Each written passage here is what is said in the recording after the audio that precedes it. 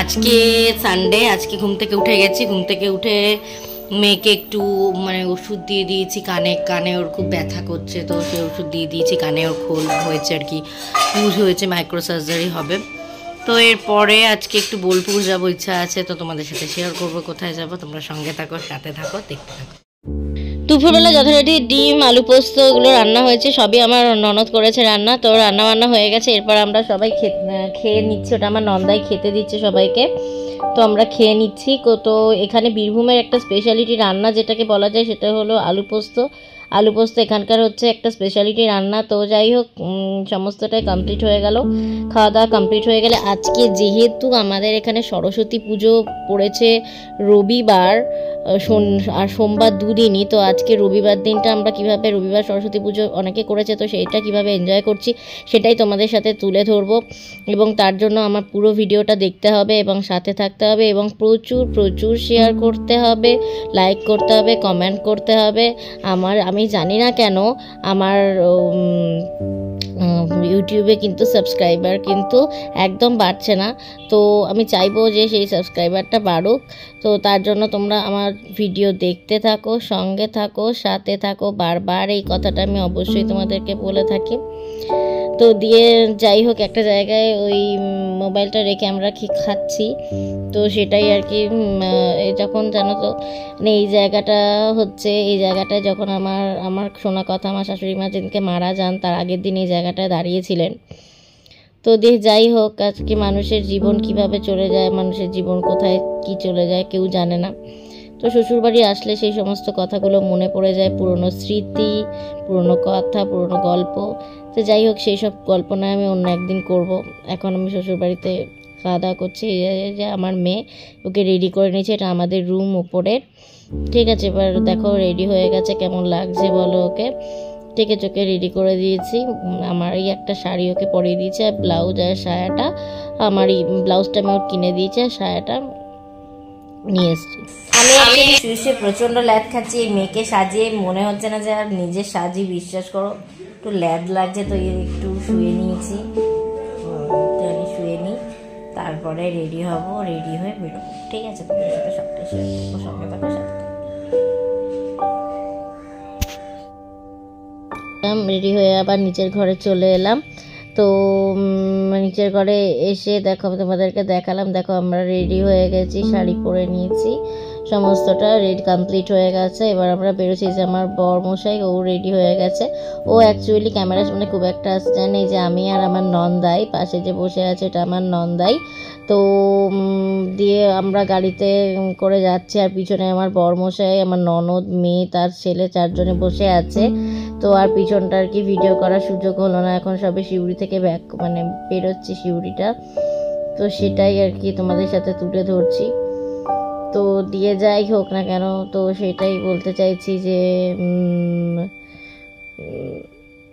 মানে কেমন লাগছে তোমরা অবশ্যই জানাও, অবশ্যই কমেন্ট করো আমার এই সাজটা, আমার এই লুকসটা কেমন লাগছে আর কি। যেহেতু আমি বোলপুর যাচ্ছি, তোমাদের সাথে শেয়ারই করে দিলাম, যেহেতু আমি বোলপুর যাচ্ছি, বোলপুর শান্তিনিকেতন, সেখানে আমাদের এখান থেকে সত্যি কথা বলতে শান্তিনিকেতনটা অনেকটাই কাছে। তো আমরা সেই জন্য যখনই আসি আর কি শিউরিতে, তখনই আমরা বোলপুরে যাই। আর বোলপুরে আমার আর এক ননদের বাড়ি। আমার বোলপুর মোটামুটি নখদর্পণে। আর বোলপুর জায়গাটা জানি না কেন আমার ছোটো থেকে খুব ফেভারিট জায়গা ছিল বোলপুর, ঠিক আছে। আমার ছোটোবেলা থেকে আমি খুব বোলপুর ভালোবাসতাম, তো সেই জন্য হয়তো বোলপুরের সাইডেই বউ হয়েছে। দেখো সাইডের লাল মাটি আর রাস্তা চলে যাচ্ছে, কি সুন্দর লাগছে। দেখো সাইডটা লাল মাটিয়া বলে না, লাল মাটির দেশে। দেখো এটা হচ্ছে বীরভূম কিন্তু লাল মাটির দেশ, ঠিক আছে। এই যে দেখো আমরা গাড়ির মধ্যে বসে আছি, এবং এই যে আমার মেয়ে, ও কথা বলছে, সবাই মিলে গল্প করতে করতে আমরা একটা জায়গায় পৌঁছে যাব আস্তে আস্তে। এই যে আমার পিছনে আমার বর বসে আছে। তো দিয়ে যাই হোক, আমরা মোটামুটি একটা জায়গায় পৌঁছে যাব, তারপর দেখবো কি করা যায়। এই যে দেখো চারিদিকে ধান ক্ষেত টাইপের ক্ষেত হয়ে রয়েছে। যখন এখানে বন্যা হয় তখন এইসব রাস্তা এইসব দুধার পুরো জলে ভেসে যায়, জানো তো, যখন বন্যা টন্যা হয়। আর যখন বন্যা হয় না তখন রাস্তাগুলো এরকমই থাকে। তো দেখো তোমাদের সাথে সবটাই তুলে ধরলাম, কেমন লাগছে অবশ্যই আমাকে জানাও, ঠিক আছে। তো দিয়ে এরপর আমরা প্রবেশ করব একদম এই যে সোনাঝুরি হাটে চলে এলাম। দেখো কি সুন্দর সুন্দর কালেকশনস, ঠিক আছে, নিয়ে বসেছে। এরপর আমি একটুখানি ডান্স করে নেবো, তোমরা সেটা দেখতে থাকো, সঙ্গে থাকো। যে আমার ননদ এগো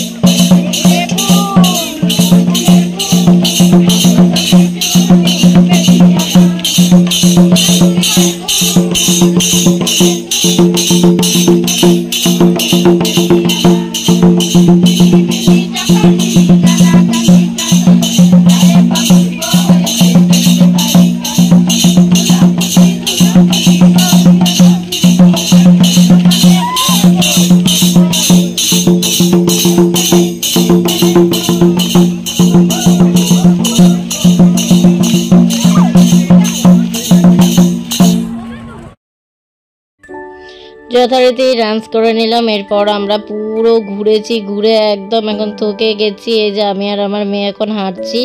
তো মেলাতে একটু ঘুরলাম, দুটো একটা শাড়িও কিনলাম। কি কিনলাম অবশ্যই তোমাদের জন্য একটা নেক্সট ব্লগ আনার চেষ্টা করব আমি, ঠিক আছে। আমি অ্যাকচুয়ালি তো দিয়ে যাই হোক না কেন, তো কম বেশি সবাই কেনাকাটা করো, ওই জন্য আমি মানে কি কিনলাম সেই জিনিসগুলো একটু কমই শেয়ার করি, তার জন্য আমি ক্ষমা প্রার্থী। তো এই ব্লগটা যাদের ভালো লাগবে, এই ডান্সটা যাদের ভালো লাগবে, তারা অবশ্যই কিন্তু আমাকে কমেন্ট করে জানিও যে কেমন লাগছে, ঠিক আছে। তার জন্য কিন্তু তোমরা আমার ব্লগটা দেখতে হবে, সঙ্গে থাকতে হবে। এই যে দেখো এখান থেকে আমি কিছুটা শাড়ি কিনেছি, আমার ননদ একটা শাড়ি কিনেছে। তো আমরা মোটামুটি খুব আনন্দ করেছি। তো দিয়ে যাই হোক না কেন, এরপর আমরা একদম কটুসি উড়ি, ঠিক আছে। এখানে কিন্তু খুব সুন্দর সুন্দর শাড়িও পাওয়া যায়। তো আজকের জন্য টাটা, এখানে ব্লগটা শেষ করলাম। সকলে সুস্থ থাকো, ভালো থাকো।